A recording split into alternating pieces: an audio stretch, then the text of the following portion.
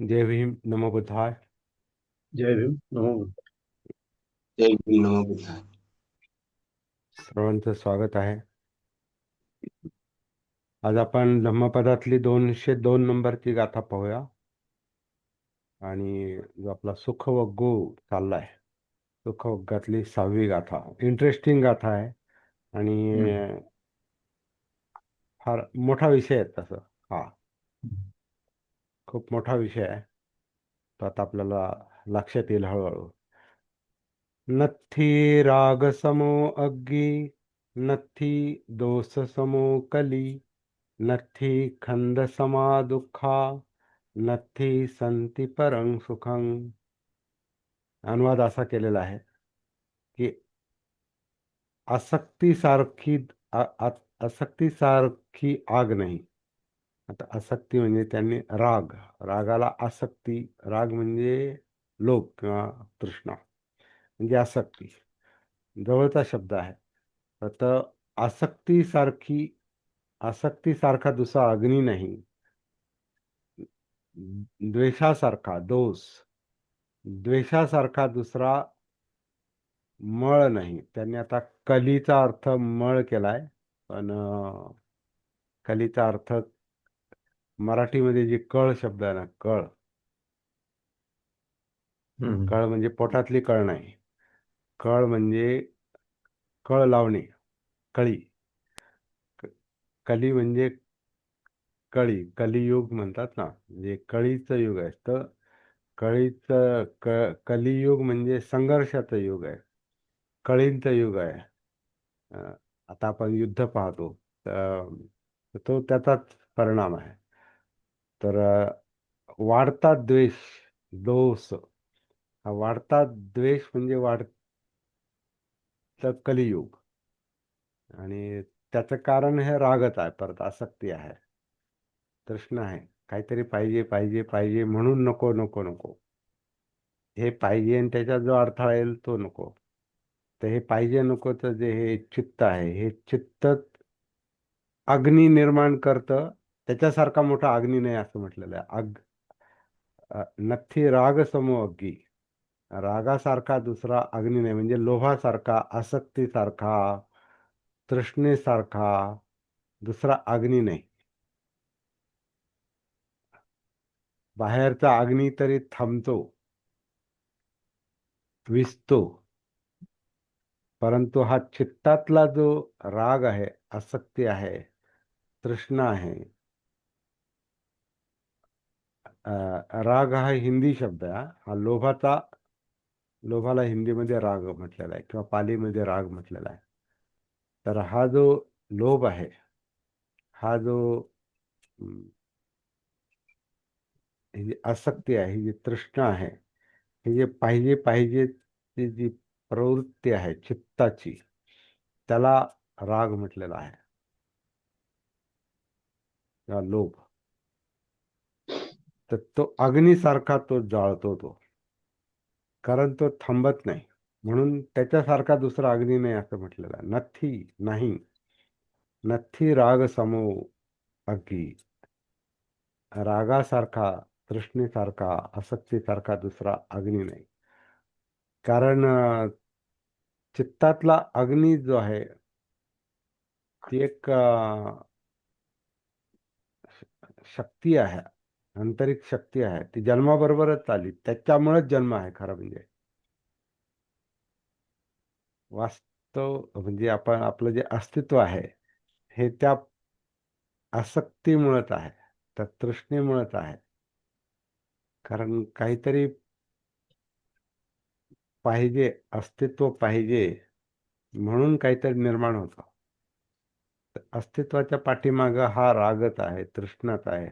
आणि तो अग्नीसारखा आहे. आणि अग्नीचं लक्षण म्हणजे टेम्परेचर आहे. अग्नीचा लक्षण काय आहे? अं, उष्णता आहे. म्हणून आपल्यात उष्णता आहे. आपलं जे टेम्परेचर आहे म्हणजे काहीतरी जळतंय, काहीतरी अग्नी चालू आहे आतमध्ये. तो लोभाग्नी आहे. तो आसक्तीचा अग्नी आहे. तो पाहिजे पाहिजेचा अग्नी आहे. आणि त्याच्यात एक पाहिजे ते मिळालं की दुसरं पाहिजे, परत तिसरं पाहिजे, आणखी पाहिजे, आणखी पाहिजे. ते ती तृष्णा आहे, त्या तृष्णेचं ते वाढतं रूप आहे. त्याच्यामुळं ते सगळं घेणं आहे, उपादान. आत घेणं, आत ओढणं आहे. आणि अग्नीत जसं काही तेल पडणं किंवा तूप पडणं किंवा काही चरबी पडणं, काही इंधन, अग्नीला इंधन मिळालं की अग्नी जळत राहतो. अग्नी का जळत राहतो? त्याच्यात काहीतरी जळण्यासारखं आहे म्हणून तो जळतो. इंधन नसेल, अग्नीला इंधन एक खाद्य आहे, ते खाद्य नसेल, ते इंधन नसेल तर अग्नी नाही जळत. म्हणून आपण खातो, पितो, आणि जे आणखीन काही गोष्टी आहेत त्या खातो, पितो. आणि डोळे, कान, नाक, जीभ, त्वचा, ही इंद्रिय सुद्धा, आणि मन पण. तर ही 6 इंद्रिय जी आहेत, चक्षु इंद्रिय, घ्राण इंद्रिय, श्रोत्र इंद्रिय, जिव्हा इंद्रिय, काया इंद्रिय, मनो इंद्रिय, म्हणजे त्या त्या ठिकाणी जे काही अं, जे जे काही चाललेलं आहे,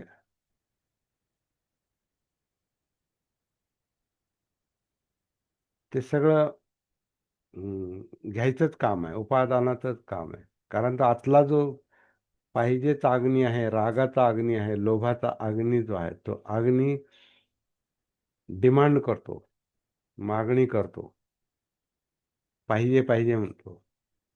म्हणजे दिसतं ते पाहिजे, किंवा दिसत नसेल तर दिसलं पाहिजे. काहीतरी ऐकू आलं का ते पाहिजे, किंवा काहीतरी ऐकायला पाहिजे.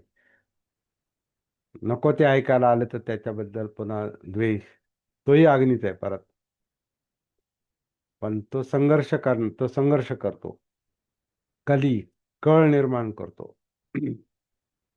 कळ निर्माण करतो, संघर्ष निर्माण करतो, भांडण निर्माण करतो. कळ म्हणजे भांडण.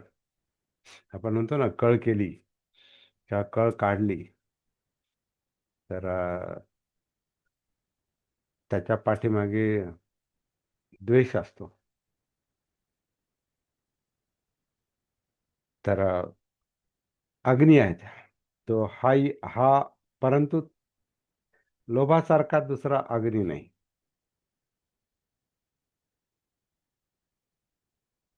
पाहिजे पाहिजेचा अग्नी कधी शमत नाही, आणि हा अग्नी शमत नाही. तो लोभाचा अग्नी कायम डिमांड करतो, काहीतरी मागणी करतो, म्हणजे इच्छा, त्याला आपण इच्छा म्हणतो, किंवा अतिरिक्त इच्छा म्हणजे तृष्णा म्हणतो, आणखीन पाहिजे. तर ही जी मागणी करतो, तो लोभ, तो राग, त्यानुसार आपल्या कृती घडतात. आणि मग आपण ते जे पाहिजे ते मिळवायचा प्रयत्न करतो, संग्रह करतो. आणि त्याला सीमा नसते परत. म्हणून आपलं वय वाढतं, वयाबरोबर आपलं शरीर वाढतं. काहीतरी असा संग्रह होत जातो, एक संग्रह होतो, आणि पुन्हा तो वाढायला दुसरा, परत दुसरी इच्छा, दुसरी अपेक्षा, दुसरी तृष्णा, दुसरा लोभ, आणखीन, आणखीन, आणखीन. मग डोळ्यांना हे पाहिजे, कान, नाक, जीभ. जीभ हा तर फार मोठं, म्हणजे कारण त्याच्यातून ती चव असते आणि खाणं असतं, आणि ते चांगलं चांगलं खाणं पाहिजे, है ना. रुचकर खाणं पाहिजे, चांगला गंध असलेलं पाहिजे, मसालेदार, चविष्ट, चविष्ट, जिभेला चविष्ट, चांगला वास, है ना. जसं फोडणी देतो आपण, फोडणीचा वास आजूबाजूला डिस्टर्ब करतो. अरे काय चाललंय, स्वयंपाकघरात काय चाललंय, माणसाला तो डिस्टर्ब करतो. बाहेरून जरी वास आला तर काहीतरी शिजतंय वाटतं, पलीकडं काहीतरी होतंय वाटतं, वेगळा वास आला म्हणजे तो अख्खं तुमचं लक्ष तो वेधून घेतो.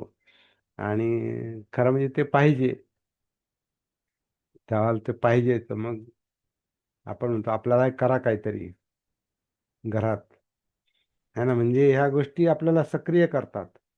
गंध, बाहेरचा गंध आपल्याला सक्रिय करतो. किंवा कुठं काय पाहिलं पाहिलं डोळ्यानं, हा आपल्याला हे पाहिजे, आपल्याकडे असं पाहिजे.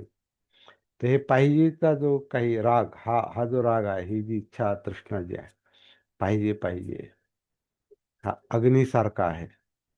तो अग्नी, त्याला आपण भूक म्हणतो किंवा तहान म्हणतो. इच्छा, भूक म्हणजे फक्त खाण्याचीच भूक नसते, ते इंद्रियांची भूक असते, त्यालाच वासना म्हटलेलं आहे. म्हणजे ते काहीतरी पाहिजे ते. तर तो आतला अग्नी जो आहे, तो जाळत राहतो. तो पेटता अग्नी आहे तो. आणि त्याला इंधन पाहिजे असतं. म्हणून आपली पळापळ चाललेली असते, कारण तो अग्नी पळवतो तो. तो राग, लोभ जो आहे, तो आपल्याला सतत व्यस्त ठेवतो. स्वप्न सुद्धा तशीच पडतात, की आपल्याला काहीतरी मिळालंय. जर असं मिळत नसेल तर स्वप्नात मिळतं ते. स्वप्नात आपण श्रीमंत होतो.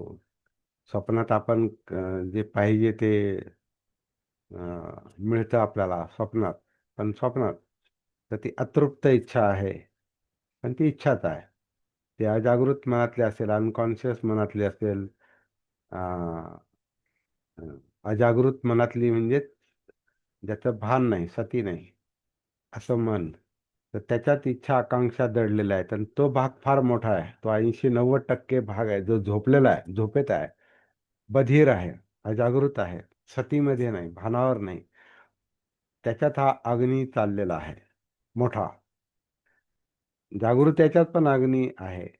पण त्या जागृतता म्हणजे ज्याला आपण, आता आपण डोळे उघडे आहेत म्हणजे आपण म्हणतो की आपण झोपलेलो नाहीत. परंतु आपण 20%च आपले, जरी डोळे उघडे असले तरी आपल्याला 20%च आपल्याला फक्त माहिती आहे. 80-90% जे आतलं अजागृत जे आहे ते, त्या आतल्या इच्छा ज्या आहेत, या यांना काहीतरी आणखीन वेगळंच पाहिजे. वेगळंच पाहायला पाहिजे, वेगळंच ऐकायला पाहिजे, वेगळा गंध, चव, खाणं पिणं, स्पर्श, विचार, ते सतत, म्हणून ते सतत चाललेलं असतं. ते थांबत नाही. अग्नी आहे, ताप आहे. तर त्याच्यासारखा दुसरा अग्नी नाही, कारण तो थांबत नाही. जोपर्यंत आपला जीवात जीव आहे, जोपर्यंत आपण जिवंत आहोत, तोपर्यंत लोभाचा अग्नी थांबत नाही. मरायला टेकला माणूस तरी त्याचा लोभाचा अग्नी थांबत नाही. वृद्ध माणसं पहा तुम्ही, त्यांना असं नाही आता चला आता वृद्धत्व झालंय खूप, आता आपला मृत्यू जवळ आलाय, आता शांतपणे पडून राहावं, आता काही अपेक्षा करू नये. पण तरी सुद्धा हे पाहिजे ते पाहिजे. अं, इथं उपस्थित असलेल्यांचे अनुभव असतील. आपण व्यक्तिगत व्यक्तिशः बोलू शकत नाही, पण हे दिसतं आपल्या सहवासातल्या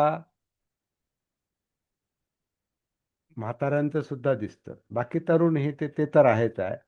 तरुणपणी तर हा अग्नी फारच भडकलेला असतो. पण म्हातारपणात सुद्धा मृत्यू जवळ आलाय तरी पण हा अग्नी जो आहे ना, तो म्हणतो काहीतरी पाहिजे. हे खायचं राहिलं, ते खायचं राहिलं. आणि हे ते जे पाहिजेच आहे ना, तर ह्याच्यातूनच मग काय, गेलेल्या माणसाला काय आवडत होतं खायला, त्याचा नैवेद्य दाखवा म्हणतात मग. त्याचा निवेद दाखवा, त्याला ते खायला द्या. त्याला मटण फार आवडायचं, मग मेल्यानंतर त्याच्या काय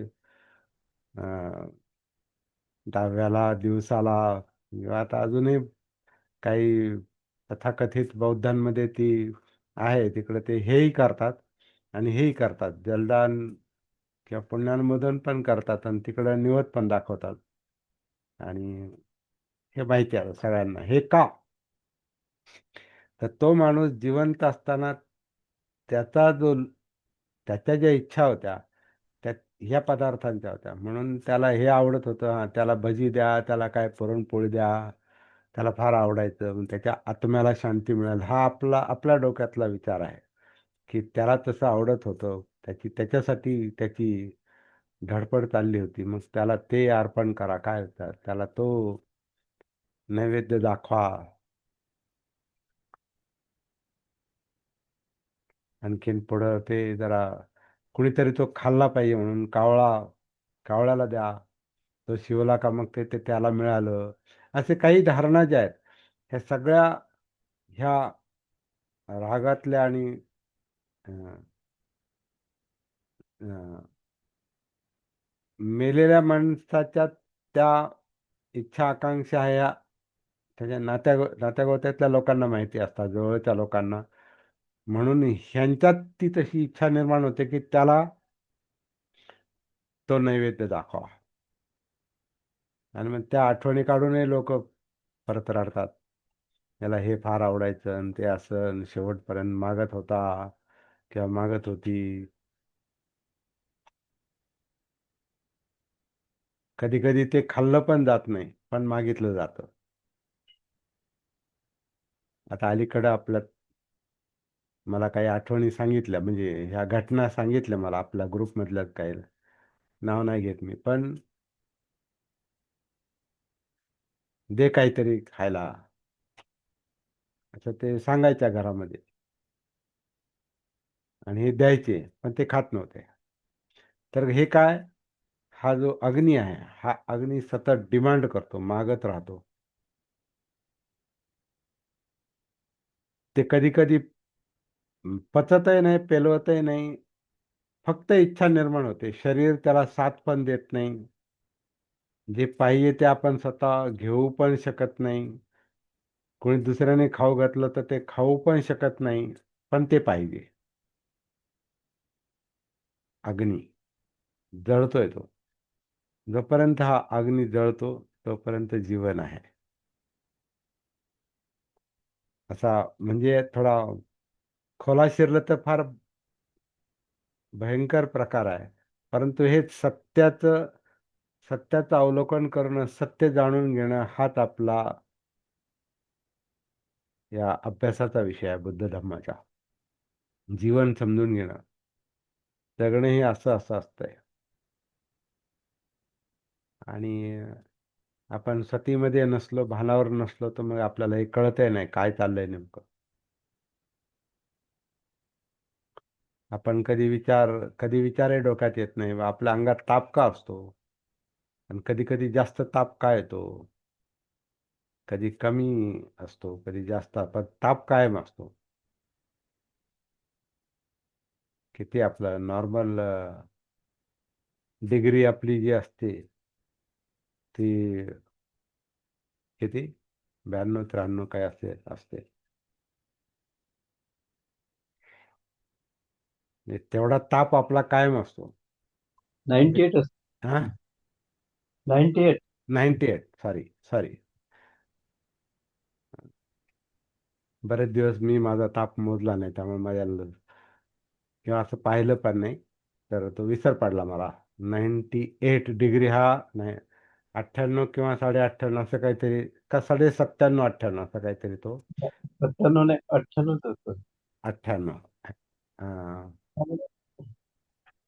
98 दाखवलेलं आहे मागे पण आपला हा म्हणजे विषय आला. म्हणजे स्टँडर्ड टेम्परेचर का, स्टँडर्ड आपल्या टेम्परेचर. हा शरीराचं नॉर्मल. हा, म्हणजे 98 डिग्री तापमान हे कायमच असतं. तरच ॲव्हरेज हा ॲव्हरेज आहे तो. हा, सरासरी फॅरनेट आहे ते. Degree Fahrenheit. हा हा, फॅरनेट आहे ते. फॅरनहीट आपलं 30-32 डिग्री असते. हा, 35 डिग्री आणि 98 फॅरनहीट, बरोबर आहे. हा म्हणजे हा, हा. हा, तर तो आकड्याबाबत मला थोडासा संभ्रम होता. पण जो काय आहे, जो टेम्परेचर एक एक एक मध्यम टेम्परेचर जिवंत राहण्यासाठी जे पाहिजे असतं, जो अग्नी, तेवढा अग्नी पाहिजेच शरीरामध्ये, तरच ते जीवन चालू आहे, चालू राहतं. कमी झाला, ताप कमी झाला तरी पण शक्ती कमी झाली, तर मग शक्ती घ्यावी लागते, म्हणजे ऊर्जा घ्यावी लागते. मग काही घ्या तुम्ही, अन्न घ्या, नाही तर काय सलाईन घ्या, नाही काय असेल ते विटॅमिन घ्या, ते मिळालं पाहिजे. मग ती शक्ती, ऊर्जा येते, म्हणजे अग्नी तेवढा तो वाढतोय. पण तो जर प्रमाणापेक्षा जास्त झाला तर तोही परत जास्त जाळतो, तो घातक असतो परत. विशिष्ट काय 102, 101, 100च्या पुढं गेला, 101, 102, मग पुढे जीवावर ते बेततं. म्हणजे तो जास्त अग्नी हा जाळतो, कमी अग्नी हा ती ऊर्जा निर्माण करत नाही. कारण जे आपण खातो पितो त्याचं त्याचं पचन जे होतंय, जे काही सर्क्युलेशन होतंय, त्याला काहीतरी टेम्परेचर पाहिजे. मंद ज्वलन त्याला म्हणतात, स्लो कॉम्बशन. म्हणजे मंद ज्वलन शरीरामध्ये चाललेलं असतं, तर ते चालू असलं तर आपलं जीवन चालू आहे. त्याची तीव्रता कमी झाली तरी अशक्तपणा आहे. ते पलीकडे गेलं तरी ती गोष्ट, म्हणजे टेम्परेचर वाढलं तर ती गोष्ट, ती बाब जीवाला घातक असते. तर इथं जो राग आणि अग्नी सांगितलाय तो खरं म्हणजे हे आहे. आणि तृष्णेचा अग्नी जो आहे, रागाचा, लोभाचा अग्नी जो आहे, हा मानसिक मानसिक विकृती आहेत एक प्रकारे. तसं अन्न वगैरे हे शरीर जिवंत राहण्यासाठी तो अग्नी चालूच आहे, परंतु लोभाचा अग्नी जो आहे, रागाचा अग्नी जो आहे, जो आणखीन पाहिजे, तो ते अतिरिक्त इच्छा आहेत त्या. अतिरिक्त इच्छा म्हणजे अतिरिक्त काम, आणि अतिरिक्त काम म्हणजे अतिरिक्त उष्णता, अतिरिक्त अग्नी. तर जिथं संयम असतो, त्या संयमामध्ये तो अग्नी जेवढा आवश्यक आहे जिवंत राहण्यासाठी, जगण्यासाठी, तेवढा तो मेंटेन राहतो. परंतु राग असेल, द्वेष असेल, तर तो अग्नी जास्त भडकतो.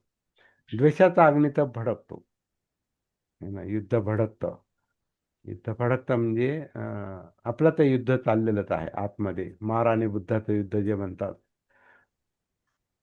की दुःख आणि दुःखमुक्तीसाठी चाललेलं जे युद्ध आहे, तर ते युद्ध सुद्धा ताप देतात, तापदायकच असतं ते.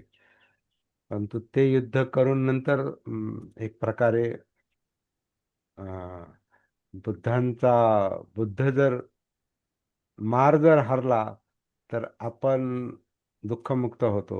मार जर जिंकला तर आपलं दुःख हे पुढं अं, चालू राहतं किंवा वाढत राहतं. तर हे काम सतीमध्ये, जागृतीमध्ये, बुद्ध म्हणजे जागृत अवस्था, जागृती, सम्मा संबुद्ध म्हणजे संपूर्ण जागृत.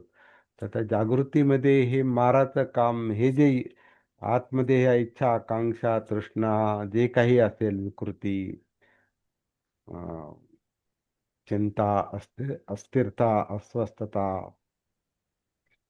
ज्या ज्या काही घडामोडी आतमध्ये आहेत, घडतायत आपल्या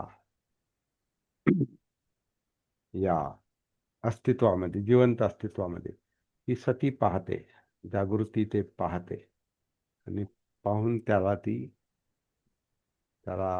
काय म्हणतात, व्यवस्थित करते, मॅनेजमेंट, व्यवस्थापन करते ती. त्याला काय म्हणतात, एखादी बिघडलेली गोष्ट कशी रिपेअर होते, तसं हे सती जागृती जी आहे, या विकृत गोष्टींनाही नीट करते. आणि ते एक हिलिंग सारखाच प्रकार आहे. हिलिंग म्हणजे बरं बरं होणे. जसा आजार बरा होतो ना, तसं ही सती जागृती जी आहे, हा जो अतिरिक्त ताप असतो, या अतिरिक्त तापाला ती संयमित करते. म्हणजे जास्त राग असेल, लोभ असेल आणि सतीला तो दिसला तर तो लोभ कमी होतो. म्हणजे आपली अतिरिक्त हालचाल कमी होते. आपल्यामध्ये द्वेष असेल, तो सतीला दिसला, जागृतीला दिसला, तर त्या द्वेषामुळे जे आपण कलह निर्माण होतो आपल्यामध्ये, स्वतःमध्ये आणि बाहेर पण कली, हा कली जो आहे तर तो जो कलह आहे, हा कलह ज्याचा मूळ द्वेषामध्ये आहे, पालीमध्ये दोष म्हटलंय. तर द्वेषामध्ये द्वेष जर सतीला दिसला, जागृतीला दिसला, तर पुढचा कलह कमी होतो. पुढचा कलह कमी झाला की मग तो ताप पण कमी होतो, संताप कमी होतो, कलह कमी होतो, मग नुकसान टळतं, त्याचे दुष्परिणाम टळतात. अशा प्रकारे जागृती जी आहे सगळं व्यवस्थापन करते. ती जणू काय ते सगळं आतले मानसिक आजार ती कमी करते, मानसिक विचलन कमी करते, अशांतता कमी करते, अस्थिरता कमी करते, नीट झोप येते. त्याच्यामुळे नीट झोप, सुखम शेती जी येते, सुखम शेतीमुळे सुखम शेती ही या सतीमुळे येते. सतीमुळे हे कमी होतं. लोभ आणि द्वेषाचं जे सतत जी संघर्ष चाललेला आहे तो कमी होतो. अग्नी विझत नाही, अग्नी मध्यम मध्यम अवस्थेला येतो. अग्नी विझणं म्हणजे जीवन संपणं.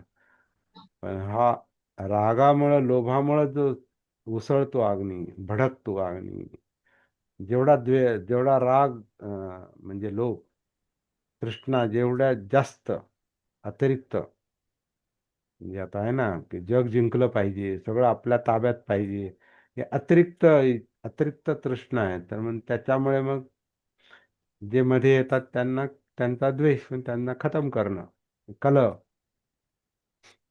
म्हणजे ह्या रागातूनच कलह पण येतो परत. राग आणि द्वेष एकाच नाण्याच्या दोन बाजू आहेत. पाहिजे नको, पाहिजे आणि नाही पाहिजे, हा एकाच नाण्याच्या दोन बाजू आहेत. आणि त्या एकाच चित्ताचे दोन अवगुण आहेत, लोभ द्वेष.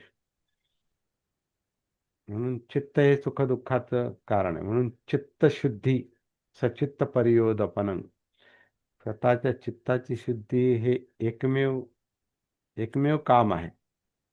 आणि ते काम जागृती करते, सती करते. म्हणून उतरायचं, कायेत उतरायचं, जाणीवा, वेदना, चित्त, विचार प्रक्रिया, डोळे, कान, नाक, जीभ, त्वचा, बोलणं, वागणं, वर्तन, सगळंच्या सगळं ते जागृतीच्या प्रकाशात आलं की मग हा अग्नी म्हणजे हा ताप कमी होतो, कमी होतो, बंद नाही होतो, संयमात येतो. द्वेष कमी होतो म्हणजे कलह कमी होतो, म्हणजे कलहातून होणारं नुकसान पण कमी होतं. तर राग आणि द्वेष हे चित्ताचे हे दोन मुख्य अवगुण आहेत, हे अवगुण या ठिकाणी लक्षात आणून दिलेले आहेत. नथी राग समो अग्गी, नथी दोष समो कली. पहिलीच ओळ गाथेची. त्याचा आणखीन बरंच त्याच्यावर विश्लेषण होऊ शकतं उदाहरणं घेऊन. पण रागासारखा किंवा लोभासारखा अग्नी नाही, द्वेषासारखा कलह नाही. द्वेषातून निर्माण होणारा, द्वेष भावनेतून किंवा शत्रुत्वाच्या भावनेतून, आपण आधी जे पाहिलं ना, वेरिनेसू, आतुरेसू, उत्सुकेसू, हे जे आधी आपण याचे रूप पाहिले, दुःख निर्माण कशामुळे होतं, तर त्याच्या बेसला हेच आहे. त्याचा जो फाउंडेशन मध्ये काय म्हणतात त्याला, मूळ मूळ ज्या प्रेरणा आहेत या सगळ्या वैरभावाला किंवा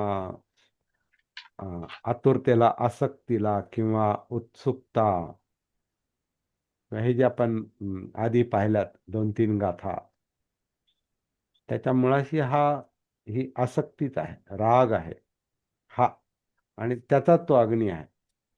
आणि दुसरा अग्नी त्याच्यासारखा दुसरा अग्नी नाही असं का म्हटलंय? कारण हा पेटतच राहतो. कारण आपलं चित्त जर भानावर नसेल तर ते पेटतच आहे आणि ते वाढतच आहे ते. कधी कधी ते पेलत नाही, पेलवत नाही, पण त्याचा अग्नी थांबत नाही. म्हणून मगाशी म्हाताऱ्या माणसाचं आपण उदाहरण घेतलं. तसाच हा द्वेष पण असतो. एखादा म्हातारा पण मरायला टेकला, एखादी म्हातारी पण मरायला टेकली आणि त्यांच्यातला जर त्या म्हाताऱ्यातला द्वेष तसाच असेल तर ते आजूबाजूला जे काही नातेवाईक बसलेले असतात ते त्यांच्यावर त्या चिडू शकतात. ती म्हातारी माणसं चिडतात किंवा ते त्याचं काय झालं, ते त्यानं फार आपलं असं केलं, वाईट केलं, त्याचं बघा काहीतरी, असं जाता जाता सल्ले सल्ले देतात म्हातारी माणसं. मृत्यूला वश, काही दिवसातच मृत्यूला वश होणारी माणसं घरातल्यांना द्वेषामुळं अशा प्रकारची प्रेरणा पण देऊ शकतात. तर ते त्यांच्या हातात नसतं. कारण ते चित्त तसंच आहे, ते तसंच बोलणार, ते तसंच सल्ला देणार, ते तसंच करायला लावणार. म्हणून त्याच्यासारखा दुसरा कलह नाही. तो मरताना पण सोडत नाही. रागासारखा अग्नी नाही, तो मरताना पण सोडत नाही. पण हे सगळं कशामुळे होतं? हे कसं कसं घडतंय, काय घडतं? त्याचं उत्तर दुसऱ्या ओळीमध्ये आहे गाथेचा. आणि तो आणखीन मोठा विषय आहे. तो आज आपण तो संपवू शकणार नाही. परंतु पाहूया. नथी नथी खंद समा दुःखा. आता हा खंद शब्द जो आहे, खंद म्हणजे स्कंध. स्कंध स्कंद म्हणजे ढीग, ॲग्रिगेट, ढीग. आता ढीग म्हणजे काय? तर समजा मातीचा ढीग आहे. आपल्याला ढीग म्हटल्यावर कुठल्या तरी वस्तूंचा ढीग, ढिगारा, ढीग. आता समजा मातीचा ढीग आहे, तर मातीचा ढीग कसा तयार होतो? मातीचा ढीग कसा तयार होतो? तर एक घमेलं का दोन घमेलं काय असेल ते, जेसीबीने टाकलं तर मोठं घमेलं आहे त्याचं ते. म्हणजे एक घमेलं, दोन घमेलं, असं तीन, असं करत करत तो मातीचा ढीग वाढत वाढत जातो. रूपस्कंद म्हटलंय त्याला. स्कंद 5 आहेत. स्कंदाचे रूपस्कंद म्हणजे मटेरियल, मॅटर. जसं आता ही मातीचं हे गेलं तर ते मॅटर आहे, ते घन आहे ते. तर ते 1 2 3 4 असं असं वाढत वाढत वाढत वाढत ते वाढत राहतं, वाढत जात आहे. ढीग तयार होत. रूपस्कंद म्हटलंय त्याला. तसे आपली काया सुद्धा रूपस्कंद आहे. आपण जे खातो पितो ते जे पचतं, त्याच्यातून जे आपली वाढ होते, आपली उंची वाढते, जाडी वाढते. तर हा ढीग वाढत जातो. म्हणजे गर्भाशयातला जो झायगोट असतो, काय म्हणतात त्याला, म्हणजे स्त्री आणि पुरुषाच्या मिलनानंतर जे जे काही जी पेशी तयार होते, तर ते एक छोटं रूप असतं. ते आकार आहे तो. आणि तो आकार वाढत वाढत वाढत वाढत तो गर्भाशयात जेवढा वाढतो तो ते रूप ते वाढत जाते. ते रूपस्कंद म्हणजे काहीतरी ढीग वाढतो तो, आहे ना, वाढ होते ना. आणि नंतर मग जन्म झाला की मग बाहेर वाढत राहत. आणि काही विशिष्ट याच्यापर्यंत ती वाढ होते. आणि नंतर ती वाढ, ती ते लिमिट संपलं की मग मग जास्त वाढ होत नाही. आहे तेच टिकवत टिकवत त्याचा उपभोग घेत घेत हे जीवन चालू राहतं. आणि नंतर त्याची पण तीव्रता कमी होते. ते पण जास्त घेऊ शकत नाही, जास्त पचवू शकत नाही, जास्त वाढू शकत नाही. मग त्याला वृद्धत्व आणि शेवटी मृत्यू. तर हा जो ढीग आहे, हा ढीग अशा प्रकारे, ज्याला आपण वाढ म्हणतो, तर स्कंद, त्याला रूपस्कंद म्हटलेला आहे. रूपस्कंद, त्याच्यामध्ये जिवंतपणा आहे म्हणून वेदना स्कंद. आता आपण वेदना शब्द नेहमी वापरतो. ह्या काया वेदना चित्त मनोधम, तीच वेदना आहे या ठिकाणी, म्हणजे जाणीवा. तर आता ह्या जाणीवांचा पण ढीग वाढत राहतो. म्हणून आता आपण जी चर्चा केली लोभाला आणि द्वेषाला धरून, तर ते पाहिजे पाहिजे पाहिजे म्हणजे किती पाहिजे? त्याला काय, त्याचं भान नसेल, सती नसेल, तर ते किती पाहिजे? ते पचो नाही तर नाही पचो, त्याचा उपभोग घेता येऊ नाही तर नाही घेता येऊ, पण ते पाहिजे. जसं मगाशी म्हाताऱ्या माणसांचं आपण उदाहरण घेतलं, मरायला टेकलेत पण पाहिजे. मरायला टेकलेत पण ते त्याचं काही करून टाका, ते त्याने फार त्रास दिलाय, चिडतात. म्हणजे कसं आहे की हे अज्ञानामध्ये जे चाललेलं असतं, अविद्येमध्ये, जीवनाचं भान नसल्यामुळे, जगण्याचं भान नसल्यामुळे, त्या ज्या जाणीवा, त्या ज्या वेदना आहेत, त्या ज्या फिलिंग आहेत, या आधीच जन्मापासूनच आपण, जन्म म्हणजे अगदी, जन्म म्हटल्यावर फक्त प्रत्यक्षातला जन्म नाही, लक्षात घ्यायचा, अगदी गर्भाशयातला सुद्धा. कारण तिथे आपण काही, आपलं काहीतरी आईच्या जीवावर, है ना, आपल्या आईच्या गर्भाशयात आईच्या रक्तावर हा गर्भ जगतो, म्हणजे काहीतरी ओढत राहतो. आणि ती पण सप्लाय कर, मुद्दाम नाही चाललं, निसर्ग आहे तो, ते वाढतच राहत आहे. ते त्याच्यात पण काही जाणीव आहेत, पण प्रत्यक्षात जन्माला आलो किंवा आपले डोळे, कान, नाक, जीभ, त्वचा हे सक्रिय होतात. आणि मग त्याच्यामुळं मन सक्रिय होतं. विज्ञान, चक्षु विज्ञान, श्रोत्र विज्ञान. आता विज्ञान म्हणजे चित्त, म्हणजे हे ज्याच्यात पाहिजे नकोचं जे आहे, ते विज्ञान सक्रिय होतं. आणि मग काहीतरी पाहायचंय, काहीतरी ऐकायचंय, काहीतरी गंध, चव, स्पर्श, खायला पाहिजे, प्यायला पाहिजे. त्याच्यासाठी मग सगळी धडपड, आरडाओरड, आदळापट, इच्छा आकांक्षा ज्या असतात, अशा प्रकार. तर त्या वेदना ज्या आहेत, त्या जाणीवा, त्या हे करायला लावतात. आणि ते जसं मातीचा ढीग टाकत टाकत तो ढीग बनतो, तसं शरीराचा पण ढीग बनतो. आणि शरीरातले जो जिवंतपणा, जाणीवा ज्या आहे, त्या पण थोडं थोडं थोडं थोडं थोडं करून करून ते वाढत राहतात. आणि जसं वय वाढतं, तसं तसं इच्छा, आकांक्षा, तृष्णा हे पण वाढत राहतात. आणि काही गरजेच्या असतात आणि बऱ्याचशा अनावश्यक असतात, परंतु ते आपल्या हातात नसतं तोपर्यंत, जोपर्यंत आपल्याला त्याचं भान येत नाही, त्याची सती येत नाही. म्हणून वेदनानुसती, कायानुसती, वेदनानुसती. तर हे ढिगाऱ्यांची सती आली पाहिजे, कारण हा ढिगारा वाढत जातो. हा स्कंद म्हणजे हे ढिगारा वाढत जातो. मग कायेचा ढिगारा वाढतो म्हणजे आपलं वय वाढतं, तसं वजन वाढतं, आपली रुंदी वाढते, आपली उंची वाढते, आणि वाढत राहतं, है ना.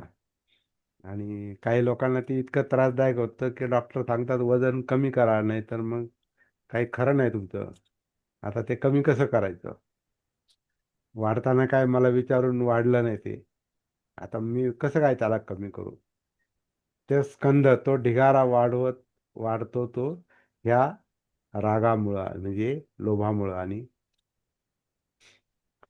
त्याला उपादान पाहिजे पाहिजे ते देत गेलो, त्याच्यासाठी कलह करत राहिलो, ते पुन्हा मिळवलं, काहीतरी मिळवण्यासाठीच कलह असतो परत.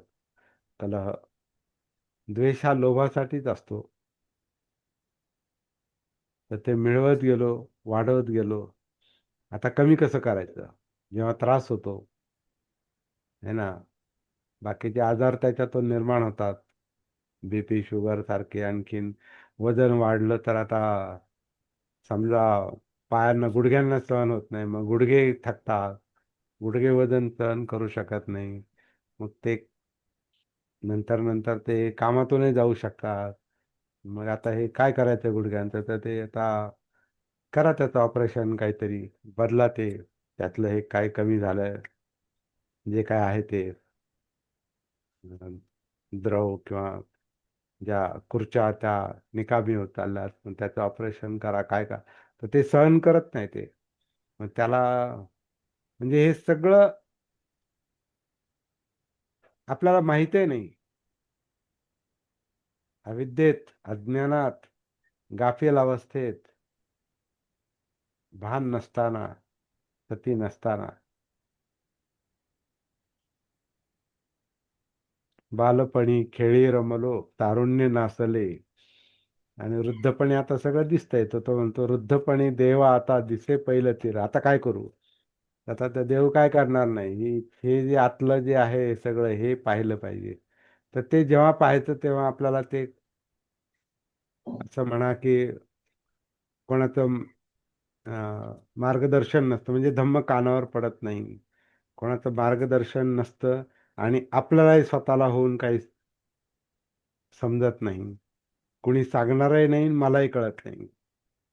आणि कधी कधी आपला अहंकार म्हणतो मला सगळं कळतं, त्यामुळे मी कोणाचं ऐकणार नाही. तोही प्रॉब्लेम असतो. तो तर फार मोठा प्रॉब्लेम आहे. मला काही कळत नाही आणि मी कोणाचं ऐकत नाही. तर त्याच्यातून जे वर्तन चाललेलं असतं ते अजूनच गुंतागुंत वाढते सगळी. तर हे आपले जे ढिगारे असतात, आता रूप, वेदना, संज्ञा. आता संज्ञा म्हणजे डोक्यातले विचार थोडक्यात. संज्ञा म्हणजे शब्द. संज्ञा म्हणजे डोळ्याला जे जे दिसतं आणि ज्याला जी जी नावं आपण देतो, कानाला जे जे ऐकू येतं आणि त्या ध्वनींना आपण जी नावं देतो, गंधात त्या वेगवेगळे गंध जे आपल्याला जाणवतात त्याला आपण नावं देतो. म्हणजे आता सुगंध आणि दुर्गंधामध्ये अनेक प्रकार आहेत, है ना. किंवा त्यात काही लोकांना अत्तर आवडतात, काही लोकांना फुलांचा गंध आवडतो, काहींना खाण्यापिण्यातलं मगाशी आपण हे केला फोडणीचा वास, म्हणजे हे गंध, हे जे तर हे हे हे गंध जे असतात हे वेगवेगळे गंध वेगवेगळ्या इच्छा निर्माण करतात, आणि त्याच्यामुळे हा ढिगारा वाढत राहतो, परत हा स्कंद वाढत राहतो. वेदना स्कंद, आणि वेदना स्कंद हा संज्ञा स्कंदामुळे, म्हणजे वेगवेगळ्या वस्तू फोडणीचा वास म्हणजे जे काही त्याच्यात काय लसणाची फोडणी असेल किंवा कढीपत्त्याची, आता मला जास्त सांगता येणार नाही, पण ते तुपाचा वास, तुपाची फोडणी जे काय असेल, तर ते भज्याचा वास, तर ते गंध आल्याबरोबर ते कधी खाऊ असं होतं. म्हणजे हा ढिगारा वाढवायला लगेच शरीर जातं लगेच तिथं. कुठून आला वास, चला, काम धंदा सोडून जातो कधी कधी, है ना. आजकाल वडापाव खायची इच्छा झाली, नुसती इच्छा झाली तरी जातात लोक, भूक असं नाही तर चला जरा. कारण आता वडापाव हा एक फार मोठा विषय आहे. सिंपल गोष्ट आहे, परंतु फार जसं आता उत्तर भारतामध्ये समोसे चालतात, तिकडे वडापाव नाही जास्त चालत, तिथं समोसे, समोसा जिलेबी काय असेल त्यांचे ते गर्दी पडते तिथं. जसं आपले सुद्धा इथे पहा, काही वडापावची काही ठराविक दुकानं असतात जी प्रसिद्ध असतात त्यांच्या टेस्टमुळं, वासामुळं, चवीमुळं. तर तिथं झुंबड पडते, तिथे गर्दी पडते. एक त्या याचा घाणा निघेपर्यंत, त्या वड्यांचा भाज्यांचा घाणा निघेपर्यंत पण काहींना दम नसतो. "ओ, आम्हाला द्या लवकर, तुम्ही आम्हाला द्या लवकर." तर तिथं मी पाहतो कधी कधी. तर असं असतं हे. अं, आपल्या ज्या इच्छा असतात ह्या अशा सक्रिय असतात. मग ते घ्यायचं, खायचं, ढिगारा वाढवायचा. तर तो कधी कधी गरजेचा पण आहे, कारण त्याच्यावर जगणं आहे. पण तो अतिरिक्त जो असतो तो प्रॉब्लेम असतो.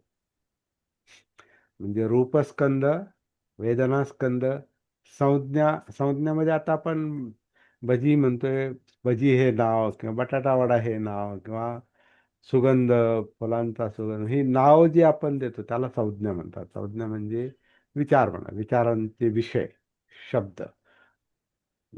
त्याच्यावर हे आपलं डोकं चालतंय. शब्द जे येतात बाहेर ते तिथं निर्माण होतात. संज्ञा, त्या संज्ञांमुळेच आपलं मन तयार होतं. मनोधम्म, मनोधम्म जे तयार होतात ते ह्या संज्ञांमुळे तयार होतात. आणि ते मनोधम्म सक्रिय असतात. ते त्यात ती एनर्जी आहे, ती ऊर्जा आहे आणि ती सक्रिय असते. ती सक्रिय ऊर्जा, तो जिवंतपणा, विज्ञान, त्याला विज्ञान म्हटलेलं आहे.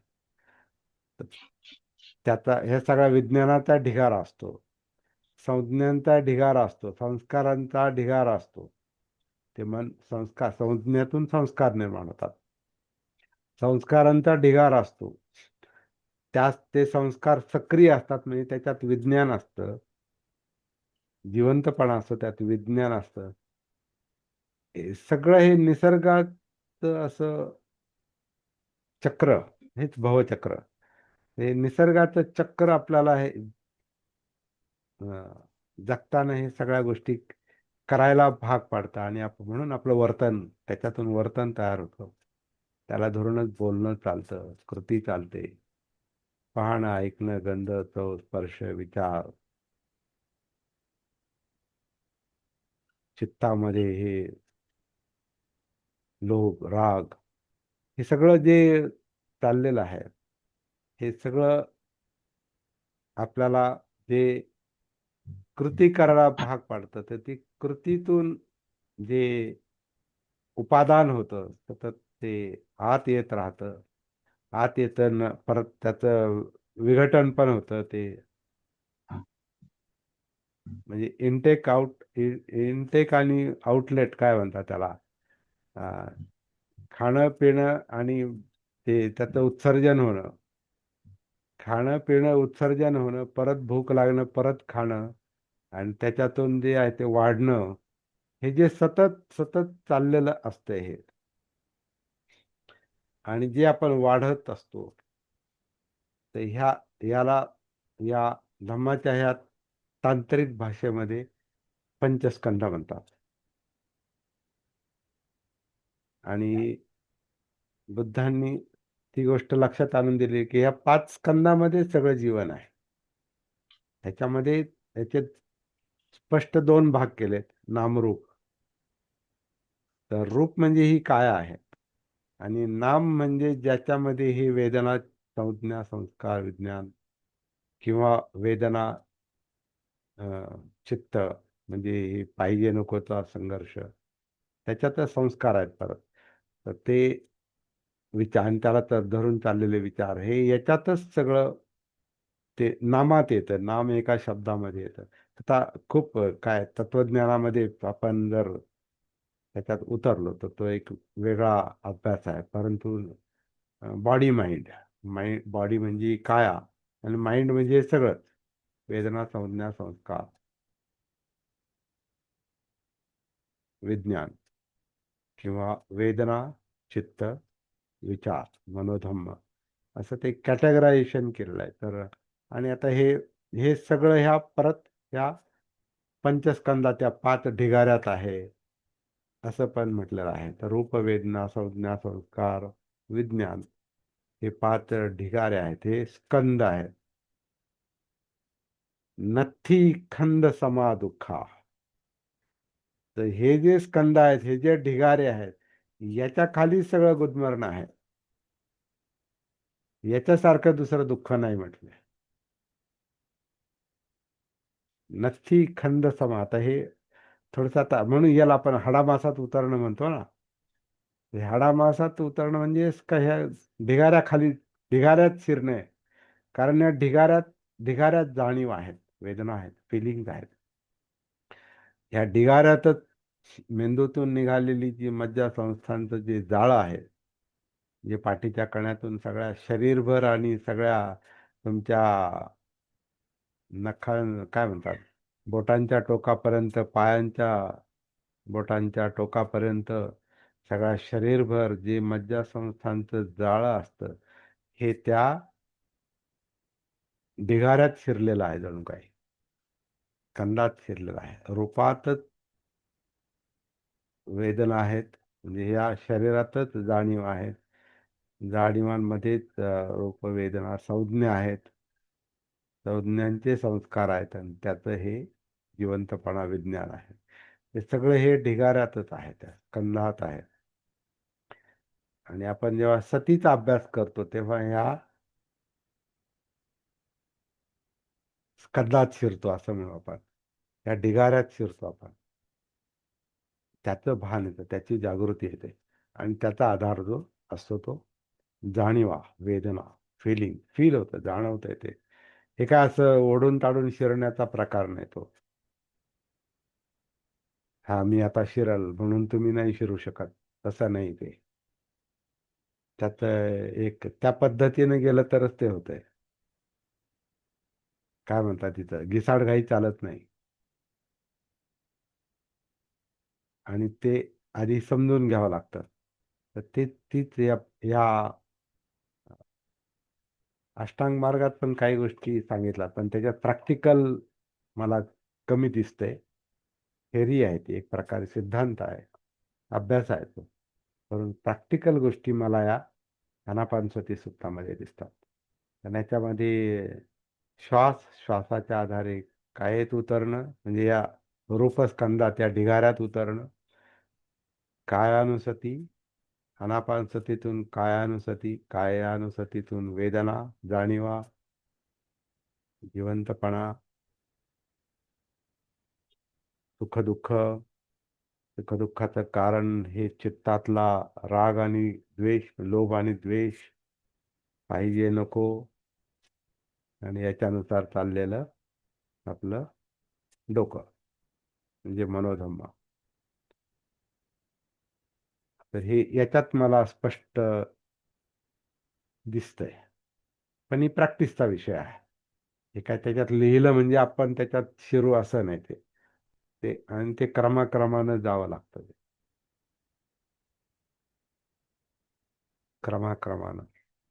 क्रमाक्रमानंच उतरू शकतो आपण, आणि शांतपणे.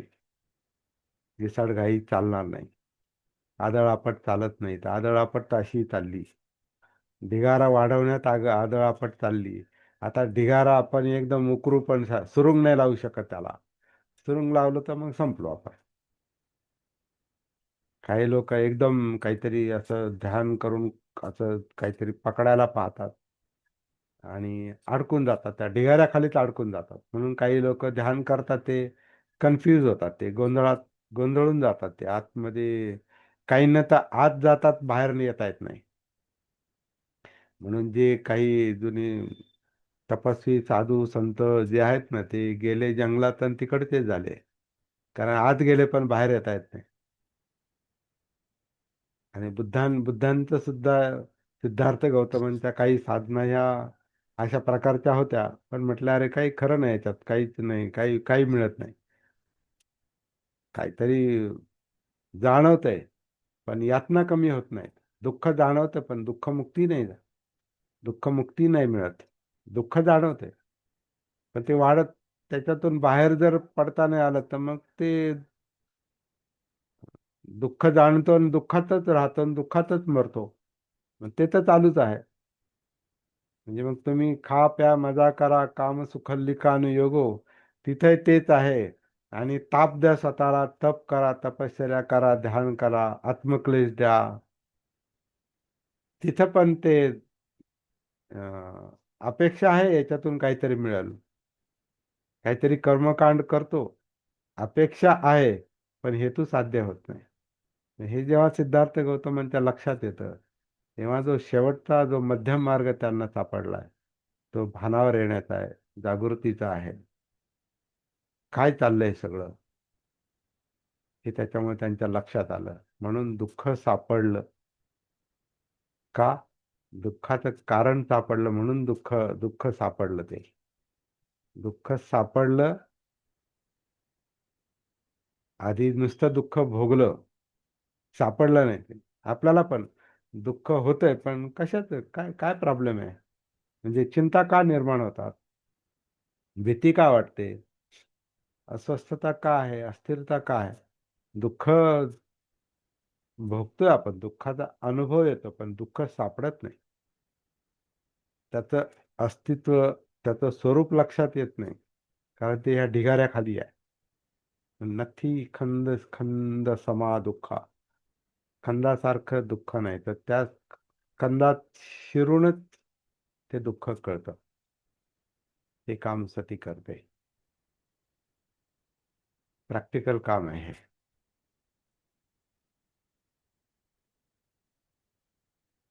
हे जर जमलं तर मग दुःखमुक्ती मिळते.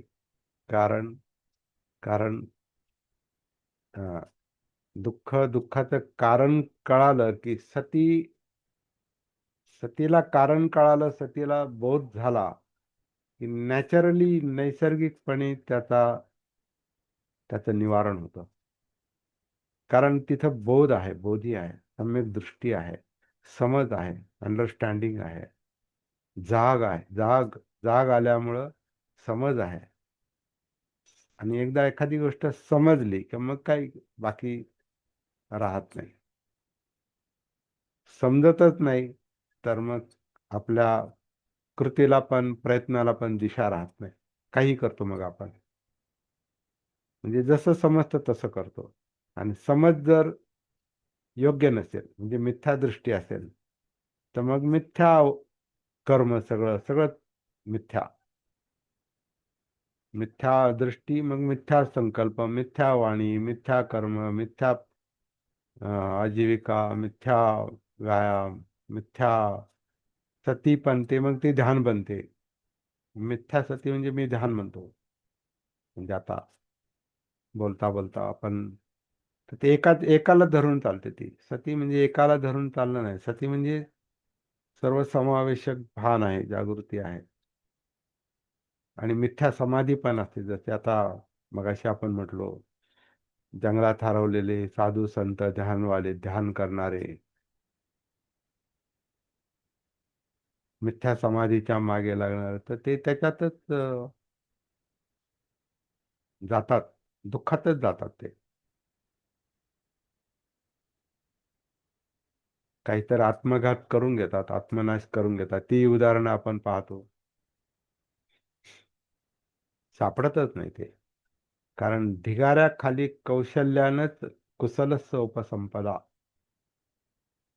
हे कसं कसं पाहायचं, याचं कौशल्य संपादन झालं पाहिजे, तर मग सचित्त पर्यवदपनं होतं, चित्तशुद्धी होते. आणि मग ती शांती मिळते, दुःखमुक्ती मिळते, म्हणजे शांती मिळते. नथी संती परं सुखं. त्याच्यातून मिळणारं जे सुख आहे, त्याच्यासारखं दुसरं सुख नाही. कारण ते विमुक्ती सुख म्हटलंय त्याला. दुःखमुक्तीचं सुख जे असतं ना, हे याला परत ते मिळवायची गरज नाही पडत. कारण दुःखमुक्तीच मिळाली, मग ते सुखासाठी वेगळी धडपड करायची गरजच पडत नाही. कारण दुःखच सापडलं, दुःखाचं कारण सापडलं, त्याचं निवारण लक्षात आलं, मग आणखीन काय सुख पाहिजे. पण ते लक्षात येत नाही, म्हणून कृत्रिम सुखाच्या मागे सामान्य माणसाची धडपड चाललेली असते. खरं सुख या निब्बाणाच्या शांतीमध्ये आहे. त्याच्यासाठी स्कंद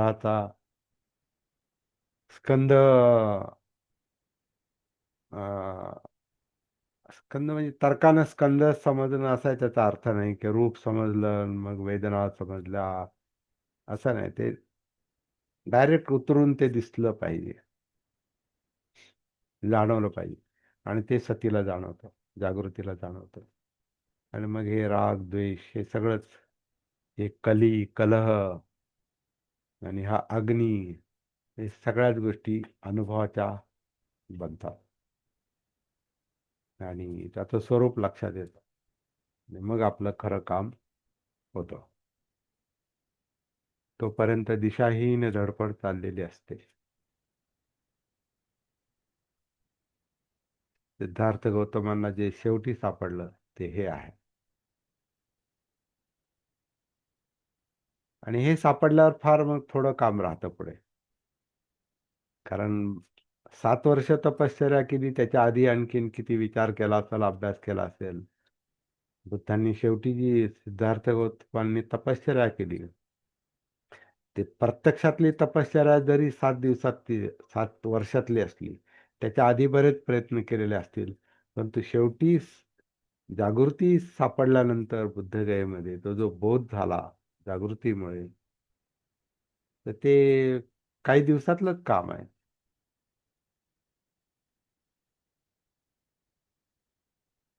8 दिवसातलं असेल, 15 दिवसातलं असेल, तर ते एकूण ते महिनाभर तिथं थांबले म्हणतात. 7 आठवडे काय नाही, किती महिनाभर. ते आता कसं आहे, ग्रंथात तसं आलंय म्हणून आपण तसं म्हणतो, पण फार, कारण एकदा ते मार्ग लक्षात आला, सूत्र लक्षात आलं,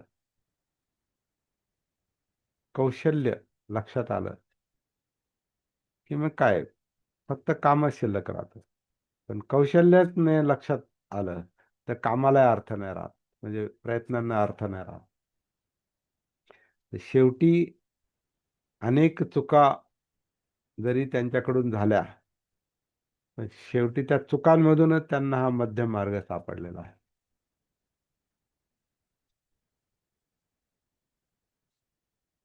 बाबासाहेबांना पण मुक्तीचा मार्ग, मुक्ती कोण पथे, मुक्ती कोण पथे, ह्याच्यात त्यांनी पर्याय नाही दिला प्रत्यक्ष, परंतु शेवट मात्र बुद्ध आणि आनंदाच्या संवादातून दिलेला आहे. मुक्ती कोण पथे हा एक मोठा अभ्यासाचा विषय आहे. तो बाबासाहेबांना मुक्तीच पाहिजे होती म्हणून मुक्ती कोण पथे, पण ते म्हणाले मुक्ती अशी नाही मिळायची, हे मिळेल, हे अस्पृश्यता जाईल, हे करू, याला ही जी साधनं आहेत ही आपण मिळू, आणि ते मिळवायचा 90% प्रयत्न तर त्यांच्या हयातीतच झाला तो. म्हणजे शिक्षण असेल किंवा चळवळ असेल, आणि मुख्य म्हणजे जनजागृती, ते जागृतीचं काम त्यांनी केलं. शैक्षणिक चळवळ केली, आर्थिक चळवळ केली, धार्मिक सामाजिक चळवळ केली. धार्मिक चळवळीला सुरुवात केली कारण ते अवघड होतं. सगळ्या धर्मांचा तौलनिक, ज्याचा जगावर प्रभाव आहे त्या सगळ्या धर्मांचा तौलनिक अभ्यास करणे सोपं काम नाही. तर ते काम त्यांनी पूर्ण केलं. आणि मग शेवटी ते म्हणतात, नाही, आता पाऊल उचललं पाहिजे. कोणतं पाऊल उचलायचं त्यांच्या मनात पक्का असेल, परंतु ज्या लोकांना समजावून सांगायचं त्यांना ते पटल्याशिवाय, जसं ते मुक्ती कोण पथेच म्हणतात ना, नावाड्याला